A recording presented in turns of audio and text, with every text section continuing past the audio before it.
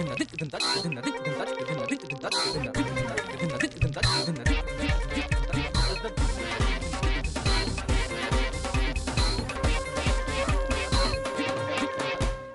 علیکم خواتین و حضرات، شروع کرتے ہیں حسب حال. میں ہوں آپ کا میزبان جنید سلیم اور میرے ساتھ ہے ناجیہ بیگ اور آپ کے اس شو کی جان عزیزی. السلام علیکم. جان کڈ لیا بئی بنا جان والی گل کر کے. شو کے اینکر بنا کرو، ہمیں میری بیوی نہ بنا کرو. یہ پرجائی تمہاری کہتی ہوتی ہے کہ ہمارے سارے گھر کی جان ہے یہ. اور پھر اس کے بعد جوتی اتار کے تو میرے پاس بیٹھ جاتی ہے. پھر اس کے بعد کیا؟ اس کے بعد کہتی ہے کہ میری جان، جو تم نے کھانا پکایا تھا میں نے بچوں میں تقسیم کر دیا ہے، بس اب تم جا کے بس برتن دھو کے تو صفائی صفائی کر کے تو آرام سے سو جاؤ. شروع جان سے ہی ہوتی ہے، بعد میں جان کو آ جاتی ہے. پیپلز پارٹی کے رہنما راجہ ریاض نے ڈینگی کے حوالے سے پنجاب حکومت کے خلاف لانگ مارچ اور دھرنے کا اعلان کر دیا. اوئے ہوئے ہوئے ہوئے ہوئے دیکھو یار، کر کے رہے ہیں یار، ایک قدرتی آفت پہ سیاست کر رہے ہیں. یار کون سی سیاست کر رہے ہیں؟ کہ مفت میں ایک چیز وہ کر سکتی ہیں تو کیوں نہ کریں وہ؟ مفت میں کیا مطلب؟ تمہیں پتہ نہیں راجہ ریاض صاحب سر سے پیر تک ایک کامل دھرنا ہے. وہ کہیں بھی بیٹھ جائیں یا اللہ نہ کرے کہیں گر بھی جائیں تو دھرنا ہو جاتا ہے. تمہیں پتہ نہیں ایک دفعہ وہ ریل بازار فیصل آباد نان چھولے کھانے کے لیے سڑک پہ بیٹھے تھے، پیچھے لوگ بینر لے کے کھڑے ہو گئے تھے، ہمارے مطالبات پورے کرو، مطالبات پورے ہونے تک دھرنا جاری رہے گا. اگلے دن مطالبات پورے ہو گئے تھے. بلکہ جو ذی شعور آدمی ہے وہ بتاتے ہیں کہ بھائی جی چھولیوں والا پتیلا بھی خالی نہیں تھا ہوا تھا، مطالبے پورے ہو گئے. ایک دفعہ لاہور مال روڈ کے اوپر کھڑے ہو کے کیلے کھا رہے تھے اور چھلکے پھینک رہے تھے. ان کو یاد نہیں رہا، بعد میں چلنا شروع ہوئے تو اپنے ہی چھلکے سے تلک کے بیچارے گر گئے. کبھی کوئی اپنے چھلکے سے پھسلتا ہے؟ اور پھر ہوا کیا تھا؟ ہونا کیا تھا؟ کتنے سارے لوگ دوڑے ہیں، انہوں نے بجائے اٹھانے کے پیچھے نعرے لگانے شروع کر دیے، مرنا ہوگا مرنا ہوگا، دھرنا ہوگا دھرنا ہوگا. اتنا کامیاب دھرنا رہا تھا ان کا. راجہ ریاض صاحب تو جہاں دھرنا دے دینا پولیس نہیں اٹھا سکتی. کیوں؟ پولیس کے پاس کون سی کرینیں ہوتی ہیں؟ وہ گاڑی اٹھانے والے لفٹر ہی ہوتے ہیں نا.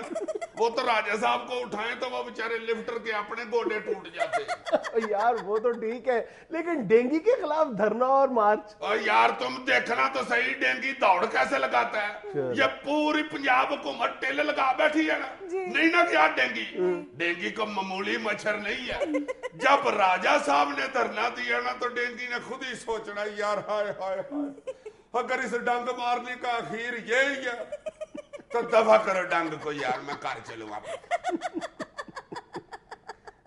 نواز شریف نے کاف لیگ اور پیپلز پارٹی کے ناراض ارکان کے لیے اپنی پارٹی کے دروازے کھول دیے. اوئے ہوئے ہوئے، تم یار یہ بتاؤ کہ ان تینوں بڑی سیاسی جماعتوں میں سے کوئی ایک جماعت بھی دوسرے کو بے اصولی کا تانا دے سکتی؟ یار تم آرام سے بیٹھو. کھل جا سم سم، سانو انہاں نال پے گیا کم. اصل بات کھل جا سم سم، نہیں تے سینٹ دے الیکشن وچ پاڑ جائے گا بم.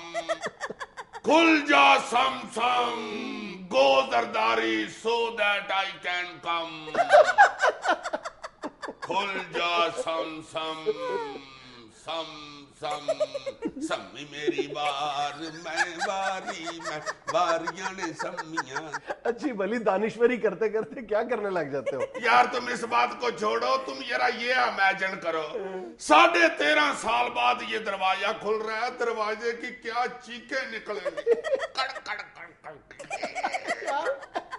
یار میں تو تم سے یہ پوچھ رہا ہوں کہ اگر ان لوگوں کے لیے دروازہ کھولنا تھا تو 3-4 سال پہلے کھول دیتے. یار جب ضرورت پڑے اس وقت دروازہ کھولتے ہیں کہ ہمیں چوڑ چپاٹ کھلا رکھ کے بندہ بیٹھا رہے. پاکستان سٹیل ملز نے 15 ارب روپے کا بیل آؤٹ پیکج مانگ لیا. یار میں تمہیں ہمیشہ کہتا ہوں نا کہ یہ 3-4 ادارے ایسے ہیں جو ہماری معیشت کو جوکوں کی طرح چمٹے ہوئے اور ان کو منہ کو یہ بیل آؤٹ پیکج کا خون لگا ہوا ہے. یار انہوں نے تو حد ہی کر دیا یار. ہر دوسرے دن کوئی نہ کوئی کہہ دیتا 10 ارب روپیہ دے دے، 15 ارب روپیہ دے دے. وزیر اعظم صاحب کو انہوں نے میں صدقے جاؤں اپنے مرشد کے آئے ہائے. اور تمہارے مرشد بھی تو فوری طور پر جیب سے نکال کے پکڑا دیتے ہیں نا. تو انہوں نے بھی تو حد ہی کر دی. یا میرے مرشد کو انہوں نے بالکل मुर्शद ही समझ लिया हुआ है यार। मेरे मुर्शद ने क्या 10-10 अरब की ढेरियां बढ़ा के अपने पास रखी हुई है। लगता तो ऐसा ही है। हर दूसरे दिन ही यार देखो ना, पहले मेरे मुर्शद ने रेलवे को दिया 10 अरब रुपया, फिर वापडा को 10 अरब दिया, फिर पीआईए ने मांग लिया, आज ये मांगना शुरू हो गए यार। इनका तो फकीरों वाला हिसाब हो गया हुआ है। एक फकीर को 10 रुपये दे, वो जाके दूसरे फकीर को बताना शुरू कर देता हो उसने दिए हैं क्या। वो लेके जाता, वो तीसरे को बताता 10 रुपये स्कूटर वाला। यार मुझे समझ आई है, ये फकीर भी बेल आउट पैकेज ही लेते हैं। बच्चे के दूध और प्यो की बीमारी के नाम के पैसे लेके परे जाके चरस और फीम खा छोड़ते। और इन इदारों का कमाल ये है कि जितने मर्जी बेल आउट पैकेज लेते जाए, कभी कोई इदारा बेल आउट नहीं हुआ। इनके बेल आउट पैकेज का यार मुझे 10 अरब का बेल आउट पैकेज दो, मेरी चाय खत्म हो गई। 10 अरब की चाय पीनी है यार मुझसे पूछ रहे हो, इन इदारों से को पूछता है। चाय शाय पी जाती है, टिकियां टाफी ही खा जाती है। सारा जोर इनका ये पे ही चलता है। लाहौर के शहरियों को मुज़र सेहत और मिलावट शुदा दूध की फराहमी इंतजामिया रोकने से कासिर। मुझे ये समझ नहीं आती कि हम किस बुनियाद पे खालिस दूध या खालिस अशियाए खुर्दोनोश की तवक्को लगा के बैठे हुए हैं। क्यों सर? हमारी नीयत खालिस है, हमारी जमहूरियत खालिस है, हमारा सिस्टम खालिस है। जब हर चीज मिलावट वाली है तो दूध खालिस कहां से आ जाएगा? यार हमें फजूल फलसफे ना पेश करने शुरू कर दिया करो। दूध अल्लाह के फजल से खालिस ही आता है। तुम्हें पता है खालिस दूध की क्या निशानियां होती हैं? क्या? खालिस दूध की याद रखना 2 निशानियां होती हैं। एक वो लिक्विड हो और दूसरा सफेद हो। अच्छा। और अल्लाह के फजल से पाकिस्तान में आज तक दूध सफेद ही मिल रहा है। और इंतजामिया क्या कर सकती है इसमें? अब सुबह सुबह डीसीओ आहत चीमा भैंसों के पास जाके खड़ा हो जाया करे, निकालो जी मेरे सामने दूध। भैंस पीछे से पूछल मार के सारा डीसीओ खराब कर दे। वो आहद चीमा है, आहद गुजर नहीं है। क्या फजूल बात है। अच्छा जी, रहमान मलिक साहब का कहना है कि 2 छुट्टियों का सबसे ज्यादा फायदा टीवी चैनल्स को होगा। ये क्या बात की है मलिक साहब ने? लो जी, इतना ये जेलस आदमी है। रहमान मलिक साहब के हर बयान के बाद कहते हैं ये क्या कहा है उन्होंने। असल में रहमान मलिक का और इसका हेयर स्टाइल एक जैसा है ना। इनके हेयर स्टाइल के कॉपीराइट्स का तनाज़ा चल रहा है। अजीजी साहब, उनके कहने का मतलब है कि इन 2 छुट्टियों में लोग घरों में बैठ के टीवी देखेंगे और ज्यादा टाइम घर में गुजारेंगे। इसको समझाओ ना। उनके कहने का मतलब ये है कि ये 2 छुट्टियों का फायदा या टीवी को होगा या बीवी को होगा। बीवी को कैसे अजीज साहब? 2 दिन जब खामद कर रहेंगे तो बीवी को हाथ पैर खोलने का मौका मिलेगा ना। समझा करो। नाज़रीन, यहाँ में लेना एक छोटा सा वक्फा। यार जुनैद, ये जो सियासी सूरत हाल हमारी बनती जा रही है, जिस तरह कल कौमी असम्बली में भी हालाला हाथापाई हुई है, और फिर सिंध के अंदर भी जो सियासी दंगल शुरू हुआ है, पंजाब असम्बली में भी इसी तरह ही हो रहा है। ये लड़ाइयां झगड़े देख के मुझे तो ऐसे लग रहा है कि आइंदा जो पार्टियां हैं हमारी सियासी, ये टिकट देख के दिया करेंगी कि जो कैंडिडेट है टिकट लेने वाला ये ब्लैक बेल्ट है या येलो बेल्ट है, या ये पहलवानी करता रहा या नहीं। ये अपनी सीवी में लिख के दिया करेंगे कि 12 साल पहलवानी, 18 महल्ले के झगड़े, 3 सिटी लेवल के झगड़े, 2 के खुने खोले, 1 बंदे का कत्ल किया। इस तरह के बंदे ही फिर लाने पड़ेंगे। कम से कम 20% तो पहलवान जाएंगे वहां पे असेंबलियों में, तो फिर ही काम चलेगा। नहीं, ये सारी बड़ी सियासी जमातें कोटा मुकर्रर कर देंगी ना एक। क्या मतलब? जो क्रिमिनल रिकॉर्ड वाले होंगे, ताकि असेंबली में हाथापाई में आसानी रहे।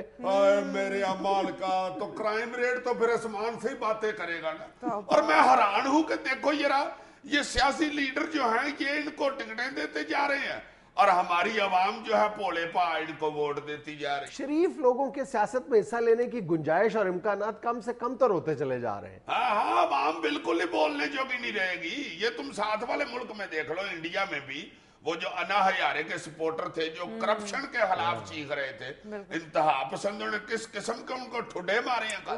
ظاہر ہے کہ یہاں پر بھی پھر انا ہزارے پیدا ہونے سے کون روک سکتا ہے یا کتنی دیر تک روک سکتے ہیں؟ یہ جو سٹیٹس کو کے حامی لوگ ہیں یا جو کرپٹ قوتوں کے حامی لوگ ہیں، یہ کتنی دیر تک انا ہزارے پیدا ہونے سے روک سکیں گے؟ انا ہزارے تو پیدا ہوں گے اور جواب میں یہ فورسز وہی ری ایکشن دیں گی جو کل ہندوستان میں ہم نے دیکھا ہے. نہیں تو ہندوستان میں کوئی یاد ہی فورسز کرپٹ ہیں. اور یار دیکھو سیدھی سیدھی بات یہ ہے کہ ہم بہت زیادہ آئیڈیلائز کرتے ہیں ہندوستانی پالیٹکس کو، لیکن ہندوستان میں بھی جو ہندوستانی سیاست میں جو کرپٹ ایلیمنٹس کی تعداد ہے، جو شرح ہے، وہ پاکستان سے کہیں زیادہ ہے. اچھا جی. بالکل. میں تمہیں کسی پاکستانی یا ہندوستانی میڈیا کے سیکشن کی کوئی رپورٹ نہیں بتا رہا. خود برطانوی جو اخبار ٹیلی گراف ہے، جو وہاں کا بہت ایک معتبر اور سنجیدہ اخبار سمجھا جاتا ہے، اس نے ہندوستانی جو لوک سبھا ہے اس کو مجرموں کی پناہ گاہ کہا ہے، اور کسی تبصرے کے نتیجے میں نہیں کہا، باقاعدہ فیکٹس اینڈ فگرز کوٹ کر کے کہا ہے کہ بھارتی لوک سبھا مجرموں کی پناہ گاہ بن چکا ہے. اور ٹیلی گراف نے یہ جو بہت ہوش ربا قسم کی ایک رپورٹ کمپائل کی ہے، یہ اپنے طور پر نہیں کی بلکہ ہندوستان میں کام کرنے والی 2 معروف این جی اوز کے تعاون سے یہ رپورٹ انہوں نے تیار کی ہے، جس میں یہ بتایا گیا ہے کہ لوک سبھا کے 543 میں سے 153 ارکان ایسے ہیں جو باقاعدہ کرمنل ریکارڈ کے حامل ہیں، یعنی مجرمانہ سرگرمیوں میں یا سزا یافتہ ہیں یا ان پر مقدمات کا اندراج ہوا ہوا ہے. کیا بھائی اس کا مطلب ہے ان کی عوام بھی آنکھیں بند کر کے ووٹ ڈالتی؟ بالکل یہی میں کہنا چاہ رہا ہوں کہ یہاں کے اور ہندوستانی عوام کا جو سیاست دانوں کے حوالے سے جو ایٹیچیوڈ ہے وہ کم و بیش ایک سا ہے، لیکن ہمارے میں اور ان کے سیاسی نظام میں فرق یہ ہے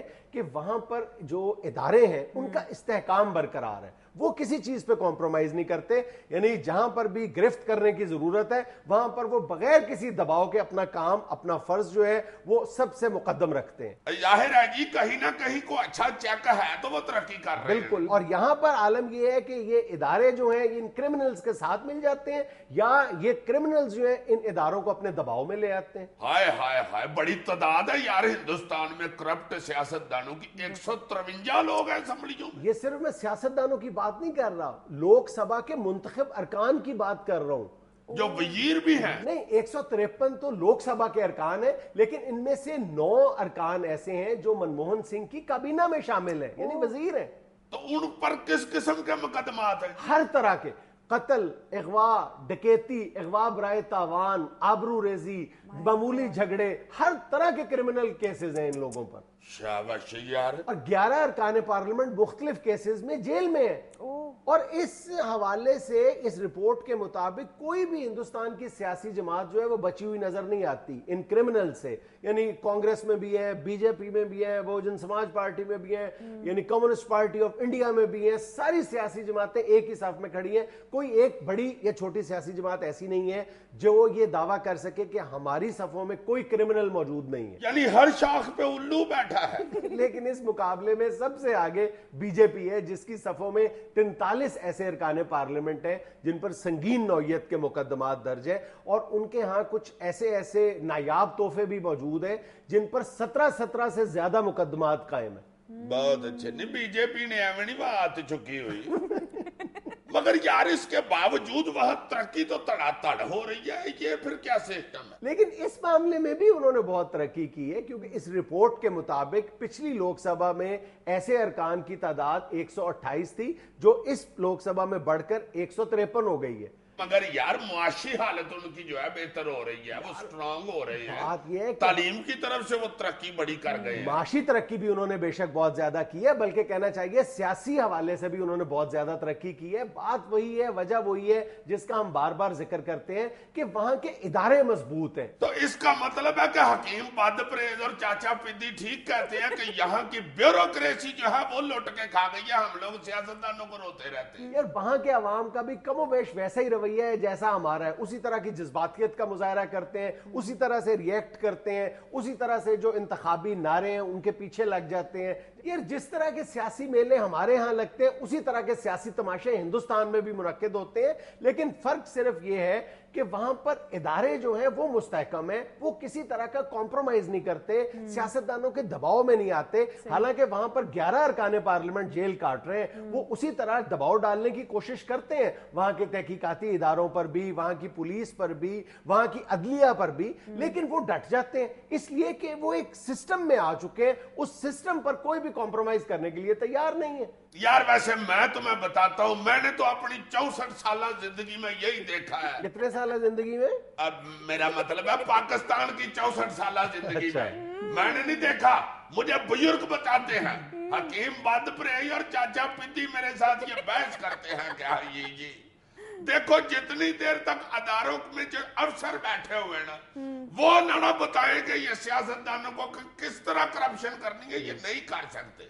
बड़ी बहस हुई मेरी उनके साथ, मैंने कहा यार ऐसी बात नहीं कहते। देखो जब से ये पाकिस्तान बना करप्शन लूटमार के जितने भी केस सामने आते हैं दर्ज होते हैं, कभी किसी का सबूत मिला है? ये अफसर इनको बताते हैं कि कैसे लूटमार करनी है और फाइल का पेट कैसे भरना और किधर से सजिया तो जाना और किधर से खबिया तो होगे तो आगे सीधा बढ़ जाना। ये बाज जो हमारे सियासतदान हैं वो मीडिया पर अब ये इल्जाम लगाते हैं कि हम आपके लिए एक सॉफ्ट टारगेट है इसलिए आप हमें हदफ तनकीद बना लेते हैं, कभी आप ब्यूरोक्रेट्स के बारे में भी बात करें। ये बिल्कुल दुरुस्त इल्जाम है, मीडिया पर भी ये इल्जाम अगर है तो बिल्कुल ठीक है कि हम सियासतदानों को बहुत आसानी के साथ गाली दे लेते हैं, लेकिन हम उन ब्यूरोक्रेट्स का जिक्र करने से गुरेज करते हैं जो सियासतदानों को उंगली पकड़कर ये रास्ता दिखाते हैं, ये रास्ता सुझाते हैं और तरीके बताते हैं नित नए करप्शन के। रास्ता सिर्फ दिखाते हैं, सुझाते नहीं है। सुझाते पुलिस वाले हैं, मार मार के पिंडा सजा देते हैं और वो भी ब्यूरोक्रेट्स या सियासतदानों को नहीं, मस्कीनों को मार मार के सुझाते हैं। और अवाम बेचारी जब सोच के घर पड़ी होती है तो यही सियासतदान और ब्यूरोक्रेट आके हाल चाल पूछते हैं। फिक्र न करे, फोटो खींचे मैं हाल पूछ रहा हूँ, अब फिक्र न करे, आपकी जो सोच है ये खत्म हो जाएगी, दवाइयों के पैसे भी दो इनको, ख्याल रखना है अस्पताल में, अगली दफा वोट हमें देना है आपने। और ये सूझी हुई अवाम बेचारी फिर उनको वोट दे देती है और अगले 5 साल के लिए सोच जाती है। नाज़रीन यहाँ में लेनी एक छोटी सी कमर्शियल ब्रेक। जी अजीज साहब, आज मुखबरनामे में आपके पास क्या क्या मुखबरी हैं? डिश डिश डिश डिश मुखबरियां अजीज साहब, मुखबरियां। आदत से मजबूर है, आदत से मजबूर है बेचारा। यार पहले ये को खौफ भी डालने दिया करो मुखबरियों का। अच्छा। ये करके बताया कि बड़े नाग हैं, छोटे नहीं हैं। ऐसे फजूल रोब डाल, शौक है तुम्हारा सिर्फ। ये शौक है बहुत अच्छे, मैं गुगे पीर के पिंड का हूँ। लो जनाब, जो पहली मुखबरी सुनाने लगा हूँ वो ये है कि एक इंटरनेशनल डोनर एजेंसी उसका वफद पाकिस्तान में तशरीफ लाया। यह डोनेशन वगैरह ही देने आए हो। जाहिर है। इस्लामाबाद उनकी एक मिनिस्टर साहब से मुलाकात थी, वहां वो चले गए और जाके बैठ गए। उस वफद में सारे ही गोरे थे, अंग्रेज जिन्हें कहते हैं, गोरा तो तुम भी हो। जो असली अंग्रेज गोरा होता है वो बहुत महंगा होता है। लो जनाब, वफद के जितने भी मेंबर थे अरकान वो सारे अंग्रेज थे, मगर जो उस वफद का हेड था, जो हेड कर रहा था उनको, वो एक पाकिस्तानी भाई साहब थे जो बाहर से ही उनके साथ आए हुए थे। अच्छा। आके वो मिनिस्टर साहब के उधर बैठ गए जनाब, बाहर की लॉबी शॉबी में। मिनिस्टर साहब अभी तशरीफ लाते हैं तो आपकी मुलाकात कराते हैं, पीए ने कहा होगा। लो जी जनाब, जब मिनिस्टर साहब तशरीफ ले आए तो उनके पीए या सेक्रेटरी साहब आए और वफद के अरकान जो अंग्रेज थे, यार अंग्रेज होता ही महंगा, एक उसकी दहशत होती है। वो सेक्रेटरी साहब कहते हैं कि भाई साहब आप सारे तशरीफ ले आए, और जो पाकिस्तानी भाई साहब थे ना वफद के हेड, उनको कहा कि आप नहीं आएंगे, आप बाहर ही तशरीफ रखेंगे, और सारे अंग्रेज लेके अंदर चले गए। अच्छा। अब उधर अंग्रेजों ने जाके उनसे अंग्रेजी बोलनी शुरू की। मिनिस्टर साहब ने, यार मिनिस्टर भी ज्यादातर अजीजी होते हैं, उसकी अंग्रेजी खत्म हो गई होगी। अच्छा। उस पे फिर वो अंग्रेजों ने कहा कि जनाब वो जो हमारे हेड हैं वो तो आपने बाहर बैठाए हुए हैं, हमने आपकी कोई ABC ठीक नहीं करनी, आपको डोनेशन देनी थी। अच्छा। उस पे एकदम मिनिस्टर साहब ने कहा कि हाँ हेड क्यों बाहर बैठे हुए हैं? انہوں نے بتایا جی کہ آپ کے سیکرٹری صاحب نے ان سے کہا تھا کہ آپ نہیں آ سکتے. دوڑے لگ گئی فٹافٹ. وہ جو پاکستانی بھائی صاحب تھے اس وفد کے ہیڈ ان کو اندر لے کے آئے. ان کو کہا کہ سوری جی جناب ہم تو آپ کو پاکستانی سمجھ کے تو پیچھے چھڈ آئے. وہ جناب جو ہیڈ تھے جو پاکستانی تھے انہوں نے کہا کہ جناب علی لو میں آپ کو ایک بات بتا دوں کہ پاکستانیوں کی اتنی تذلیل میں نے کہیں باہر کے ملکوں میں نہیں دیکھی جو ادھر دیکھ لی. اب سناؤ اس پہ ایسے بنتا ہے یا یہ بنتا ہے؟ ٹھیک بنتا ہے. تم آگے سے مجھے کہہ دیتے ہو کہ تم شوقیہ کرتے ہو. میں نے کوئی ناگمنی میں کام نہیں کیا ہوا. میں ایک مخبریاں سنانے والا انٹیلیجنٹ آدمی ہوں. No doubt. لا جناب جو دوسری مخبری آپ کو سنانے لگا ہوں وہ یہ ہے کہ صلابیت گان کے فنڈ کٹھا کرنے کے لیے فنڈ کی آج کل زیادہ مخبریاں میرے پاس آ رہی ہیں. سلاب فنڈ کٹھا کرنے کے لیے پچھلے دنوں پی ٹی وی نے ایک ٹیلی تھون کی تھی. اس میں ڈاکٹر فردوس عاشق اوان صاحبہ کو بٹھایا گیا تھا کہ ان کا چہرہ دیکھ کے لوگ تڑا تڑ فنڈ دیں گے اور ڈاکٹر صاحبہ جو ہیں وہ اپیل کریں گے فنڈ آئے. بالکل بالکل. لو جی ڈاکٹر صاحبہ پی ٹی وی پہ کوئی 6-7 گھنٹے بیٹھی رہی. اتنی دیر ٹی وی پہ کوئی بیٹھے تو ٹی وی ویسے ہی سڑ جاتا ہے. مگر یاہرہ منسٹر صاحبہ تھی انہوں نے بڑے دھیان سے ٹی وی پہ بٹھایا ہوگا. 6-7 گھنٹے بیٹھی رہی تڑا تڑ ڈونیشن بھی اناؤنس ہوتی رہی. اور زیادہ تر جو ڈونر اپنی اناؤنسمنٹ کر رہے تھے نا ٹیلی فونوں پہ وہ سیالکوٹ کے بالکل. چونکہ ڈاکٹر صاحبہ کا وہ شہر ہے. ادھر سے ایک بھائی صاحب نے تو کوئی 60-70 لاکھ روپے کے ڈونیشن کا بھی اعلان کیا اور انہوں نے ساتھ یہ بھی کہا کہ یہ میں صرف ڈاکٹر فردوس عاشق اوان صاحبہ کے وجہ سے ان کی محبت میں ان کے ریسپیکٹ میں یہ ڈونیشن دے رہا ہوں اتنی. ڈاکٹر صاحبہ نے بھی ان کا شکریہ ادا کیا کہ بڑی بات ہے جناب بڑی مہربانی آپ. ہاں مجھے اچھی طرح یاد ہے میں نے بھی وہ ٹیلی تھون دیکھی ہے. تو میزبان نے جب اس بات پر حیرت کا اظہار کیا کہ اتنی بڑی رقم آپ دے رہے ہیں تو فردوس عاشق اوان صاحبہ نے فوری طور پر کہا کہ یہ میرا بھائی ہے یہ اپنا وعدہ ضرور پورا کرے گا. کیا ہوا عزیز صاحب؟ نہیں مجھے کیا پتا. بہت مہربانی تھینک یو ویری مچ. ایک منٹ ٹھہر جاؤ. اس میں مخبری والی کیا بات ہے؟ یہ ٹیلی تھون لاکھوں لوگوں نے دیکھی. نہیں تم مخبری جو میں بولتا کیوں لاکھوں لوگوں نے دیکھا یہ پروگرام. یار جتنے مرضیوں نے دیکھا لاکھوں ادھر تو لینا بیٹھے ہوا ادھر تو تم بھی بیٹھے. اچھا چلو سناؤ آگے کیا ہوا. سارا میرا امپریشن خراب ہوا بابا. اسی سیگمنٹ میں تو ساری دنیا کہہ رہی ہوتی ہے کہ جی کو یہ نہیں بتاتا اسے خود پتا ہے. اس میں بھی بول پڑتا ہے اور مجھے کچھ نہیں پتا یار. چپ کر کے بیٹھو بولتا جا رہا ہے. لو جناب وہاں جو لاکھوں بلکہ کروڑوں روپیہ اکٹھا ہوا ڈاکٹر فردوس عاشق اوان صاحبہ کی وجہ سے مخبر میرا یہ بتاتا ہے کہ وہ 60-70 لاکھ والا بھائی بھی پتہ نہیں کدھر چلا گیا. اور باقی جتنی ٹوٹل ادھر ڈونیشن کٹھی ہوئی تھی اناؤنس ہوئی تھی اس میں سے کٹھی ہے یہ 10% بھی نہیں کٹھی. یقین کرو میں پہلے یہ ڈاؤٹ کر رہا تھا. مخبر میرے نے میرے سامنے اینک بھی اتاری ہے اور کہتا ہے یہ پی ٹی وی والوں کے 6-7 گھنٹے ادھر فردوس عاشق اوان صاحبہ بیٹھی رہی ہے. اتنی دیر تو پی ٹی وی والے دہی پلے لگا لیتے تو زیادہ پیسے کٹھے ہو جاتے. اچھا عزیز صاحب ایک بات تو بتائیں یہ آپ کے مخبر کو بھی چشمہ لگا ہوا ہے؟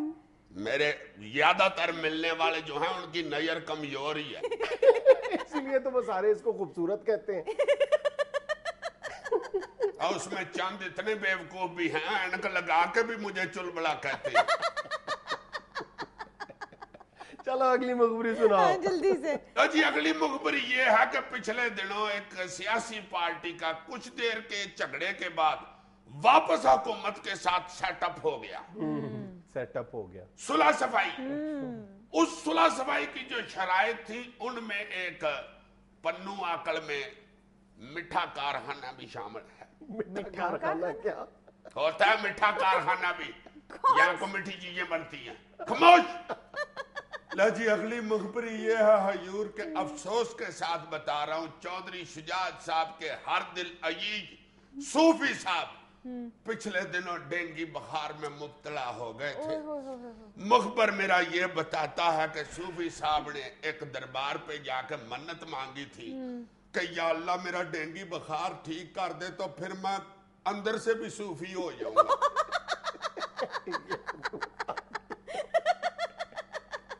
नाज़रीन यहाँ वक्त होता है एक छोटी सी कमर्शियल ब्रेक का। अल्लाह ताला ने फिर उनका बुखार ठीक कर दिया। शुक्र अल्हम्दुलिल्लाह।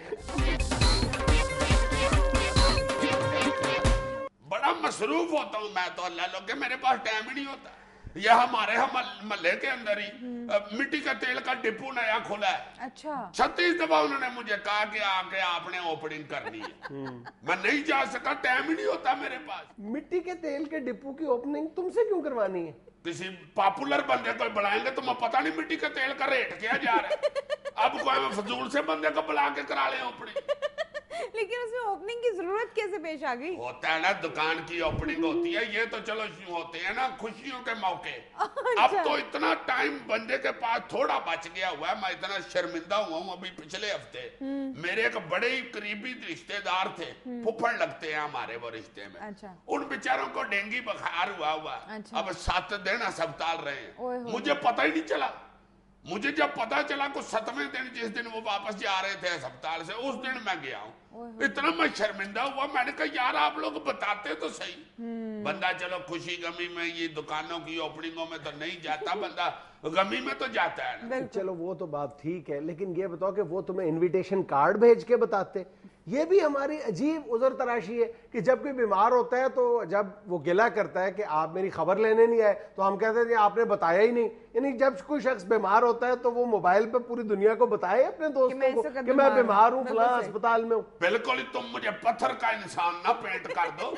मुझे को बताता, किसी तरीके से पता चलता ही तो मैंने जाना था। नहीं यार, वाकई ये हमारे माशरे का सबसे खूबसूरत पहलू होता था कि कोई बीमार हो जाए किसी के घर में, कोई खानदान में, दफ्तर में, आपका कोई भी मोहल्लेदार, तो हम जरूर अपने ऊपर ये फर्ज समझते थे कि 1 या 2 बार उसकी खबरगिरी जरूर करनी है। अब हमारे पास वक्त ही नहीं बचा। अमीर आदमी कहता है जनाब मेरे पास वक्त नहीं है, गरीब आदमी ये उधर तराशता है कि मैं अपनी रोजी रोटी के चक्कर में इतना फंसा हुआ हूं कि मुझे किसी की फिक्र ही नहीं है। हाँ, मुझे याद है महल्ले के अंदर अगर कोई बीमार हो जाता था तो हमें गुजरते गुजरते आवाज दे के दरवाजे में पूछ लेते होते थे, सुनाओ ठीक है, अच्छा चलो अल्लाह करम करेगा, निकल जाए। तुम वैसे एक और बात पे गौर करो कि जो सबसे ज्यादा सोशल गैदरिंग है, सबसे ज्यादा जो आसान अंदाज में एक दूसरे से मिलने का जो मौका है, वो मस्जिद में नमाज पढ़ते। बिल्कुल। यानी जब मस्जिद में कोई एक नमाजी नहीं आता 2 दिन 3 दिन, तो बाकी नमाजियों को ये फिक्र लाक हो जाती है कि आज हाजी साहब को क्या हुआ, वो उसके घर जाके जरूर पता करते हैं। अब नमाजें पढ़ना भी छोड़ दी, मस्जिद जाना छोड़ दिया, इसलिए खबरगिरी का जो तस्वुर है वो भी कमजोर पड़ गया। उसके अलावा महल्लेदारी में जो बैठते थे एक दूसरे के साथ मिलके, बाहर थड़ों में, गली में, पार्क में, वो भी सारा खत्म होता जा रहा है। रसूलुल्लाह सल्लल्लाहु अलैहि वसल्लम ने जो मुसलमान के दूसरे मुसलमान पर जो हकूक बयान किए हैं, उनमें एक ये भी है कि जब वो बीमार पड़ जाए तो उसकी खबरगिरी के लिए जाए। हाँ, हमारे मजहब का हिस्सा है, हुक्म है सरकार का, और हम लोग बिल्कुल ही छोड़ गए हुए हैं। अच्छा, उसमें एक बहुत बड़ा जो कसूर है वो इस नई जदीद टेक्नोलॉजी का भी है, ये जो मोबाइल मैसेजिंग आ गई है। यानी अगर हमें पता चलता है कि फलां शख्स बीमार है तो हम इस बात को काफी समझते हैं कि उसको एक अदद गेट वेल सून का मैसेज भेज दें। हालांकि सर मैसेजेस एक तरफ, लेकिन जिस वक्त आप फिजिकली किसी से मिलने के लिए जाते हैं उसकी खुशी अपनी होती है। बिल्कुल, जब खबर लेने वाला वहां मरीज के पास पहुंचता है अस्पताल या घर, और उसकी वो बेचारे आओ भगत करते हैं मरीज के घर वाले, उसके आगे आधा किलो सेब रखते हैं, 3-4 वो केले खाता है उधर बैठ के, तब वो मरीज जो है टेंशन में पड़ता है कि मुझे फौरन ठीक होना चाहिए, अगर ये दूसरी तीसरी बारी आ गया तो मेरा तो बड़ा खर्चा हो जाएगा। लेकिन हमें इस सारे मामले में अयादत और बीमार पुरसी के जो आदाब है उनका भी ख्याल रखना चाहिए। इस तरह की बीमार पुरसी नहीं करनी चाहिए कि मरीज या बीमार के लिए आप जहमत का बायस बने। उसके लिए मतलब आप जब जाते हैं तो उसके लिए काफी है कि आप उसका हौसला बढ़ाते हैं, उसके लिए दुआ करते हैं, ये काफी है। लेकिन अगर आप इस उम्मीद और आस के साथ वहां पर जाते हैं और वापसी पर ये शिकायत करते हैं कि हम गए हैं, उसने कोई खास हमें लिफ्ट नहीं कराई या उसने चाय नहीं पेश की, पूछा कुछ, ये बड़ी अजीब बात है। आप तो किसी अस्पताल में किसी को पूछने के लिए चले जाए ना, और अगर वो तगड़ा पाई है और उसने वहां पे कमरे में फ्रिज भी रखी हुई है, तो फ्रिज भरी होती है जूसों की और बोतलों की, जो भी पूछने आ रहा है लाओ जी जनाब बोतल, लाओ जी जनाब जूस। और या अल्लाह बंदा बीमार है उसको आगे तसल्ली दो, उसके लिए कोई दुआ करो कि फिक्र ना करो, अल्लाह तुम्हें इंशाल्लाह बेहतरीन ठीक कर देगा। अच्छा, मुझे अब एग्जैक्टली वो एक सर्वे याद नहीं है, लेकिन कुछ अरसा पहले मेरी नज़र से जब हम एक और मौजू पर बहस कर रहे थे तो मेरी नज़र से वो गुजरी थी एक रिपोर्ट کہ مغرب جس پر ہم کہتے ہیں کہ وہاں پر انسانی رشتے اور آپس کا جو ربط ہے، باہمی ربط، وہ بہت کمزور پڑتا جا رہا ہے، وہاں پر مغربی معاشروں میں اس بات میں، اس رجحان میں اضافہ ہو رہا ہے کہ وہ اپنے دفتری کولیگز جو ہیں وہ بیمار پڑتے ہیں تو اس کی بیمار پرسی کے لیے ہاسپٹل کا رخ ضرور کرتے ہیں وہ لوگ. انگریز جی وہی بات ہم کئی دفعہ یہ کر چکے ہیں کہ ہمارے مذہب کی جو خوبصورت ترین چیزیں ہیں وہ انگریز اپناتا جا رہا ہے اور ہم اللہ میں معاف کر دے چھوڑتے جا رہے ہیں، اور ان کی جو بدصورت باتیں ہیں وہ ہم اپنا رہے ہیں. وہ سپائکس بنا لیتے ہیں ہم اور امریک، اور یار سپائکس پہ تم کیوں آتے ہو؟ مجھے غصہ چڑھتا ہے سپائکس دیکھ کے، وہ ایسے لگتا ہے بال اگے نہیں ہوئے بلکہ کسی نے ٹھوکے ہوئے. ایک سپائکس اور ایک ٹلی پینٹ دیکھ کے مجھے اتنا غصہ چڑھتا ہے، میرا دل کرتا ہے کہ بچے کی ٹینڈ کر دوں اور پینٹ اس کی کس دوں. ناظرین یہاں میں لینی ہے ایک کمرشل بریک. یار ویسے یہ اگر سستے سپائکس بنوانے ہوں تو کہاں سے بن جاتے ہیں؟ گھر میں کوئی بھابی سے بدتمیزی کرو خود ہی بن جائیں گے.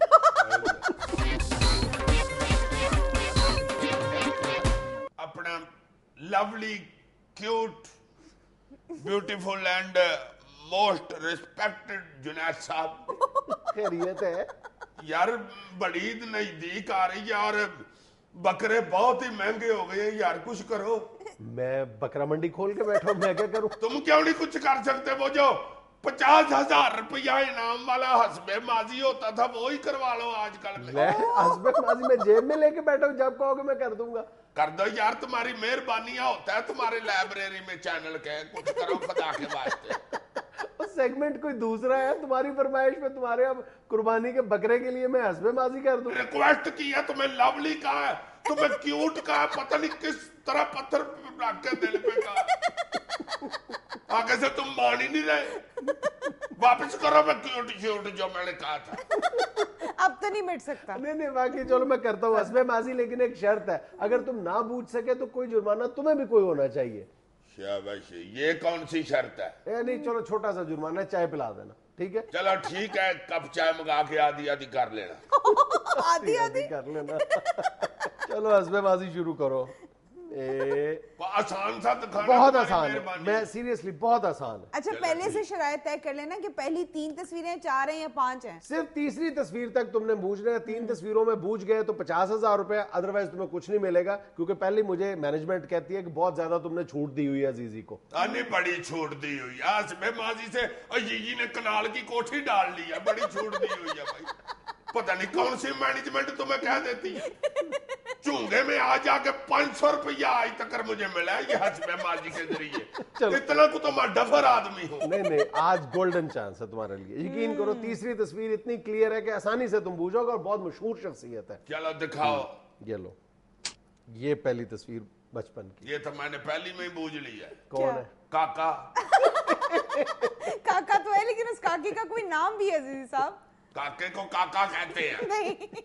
اور جتنی چھوٹی تصویر مجھے دکھا رہے ہیں اتنی دیر تک کاکا ہی کہتے ہیں، نام رکھتے ہی نہیں.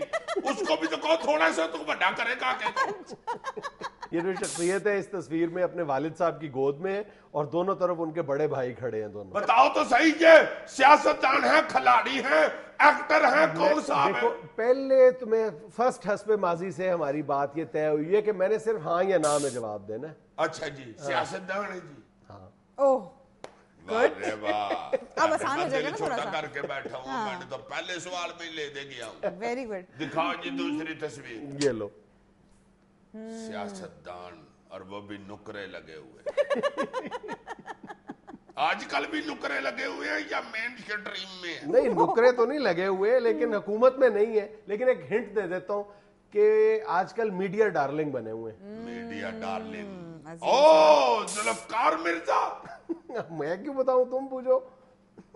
آج کل تو اللہ لوگ کے ذوالفقار مرزا ہی میڈیا کی ڈارلنگ بنے. ایگزیکٹلی. 2 تصویریں ہو گئی ہیں، اب فائنل تصویر ہے، تیسری اور آخری. بوجھ گئے تو 50,000. 50، حالانکہ 50,000 کا بکرا کہاں آتا ہے؟ 50 تم نے اونٹ کی قربانی دینی ہے. تو میں نہیں نہ پتا، میں اللہ کا فضل سے ہمیشہ 4 سٹروک بکرا کرتا ہوں. 4 سٹروک بکرا کرتا. وہ تو 65,000 کا ہوا ہے. 15,000 ابھی میں نے کسی سے پکڑ کے تو پھر بکرا لینا ہے. چونکہ 50,000 تو میں انشاءاللہ آج جیت ہی جاؤں گا. ہاں انشاءاللہ عزیز صاحب. یہ واقعی بہت آسان تصویر. اے لو تم سیاستدان کہہ رہے ہو, ایکشن سے تو مجھے ساغر صدیقی لگ رہی ہے. عزیز صاحب وار کریں, 50,000 کا سوال ہے. ذوالفقار مرزا صاحب سے شکل تو ملتی ہے ہلکی پھلکی. یار ایسے بولتے جا رہے ہو. اس سے زیادہ آسان شخصیت میں تمہیں نہیں دے سکتا تھا, اس سے زیادہ گولڈن چانس تمہیں آنے والے دنوں میں بھی نہیں ملے گا. ایک منٹ ٹھہر جاؤ یار, یہ سوچنے دو. یہ تمہیں کیا پتا کتنی سوچ بچار والا اور کتنا باریک کام ہوتا ہے یہ. سوچ بچار کیا ہے یار, ان کے فیچرز پہ غور کرو, صاف پتہ چل رہا ہے. آئے ہائے کیا ہو گیا میری عقل کو. حسب ماضی عذاب ہے یا رب, چھین لے اس سے بٹوا اس کا. لو جی 50,000 تیار کر لو. انیسن پٹی صاحب. نائب حسین بھٹی صاحب میں نے بتایا سیاستدان ہے یہ. تو انیسن پٹی صاحب نے بھی الیکشن لڑا ہوا ہے. ویسے وہ دانشور عالم مشہور ہے, انہوں نے سیاست میں حصہ لیا تھا. اوہو عزیزی صاحب, انہوں نے بھی کہا تو ہے کہ آج کل خبروں میں ہے. ہاں انیسن پٹی صاحب تو دنیا سے چلے گئے ہوئے ہیں. اللہ تعالیٰ انہیں جنت نصیب کرے اور ان کو اللہ تعالیٰ زندگی سے تندرستی دے. لگ رہا ہے مجھے کچھ میں جنیجو صاحب سے بھی شکل ہلکی سی ملتی ہے, سمارٹ ہے ویسے ہی. یار کیا ایسی فضول باتیں کرتے جا یار رہے ہیں. ڈسکس کرنے کیا کرو.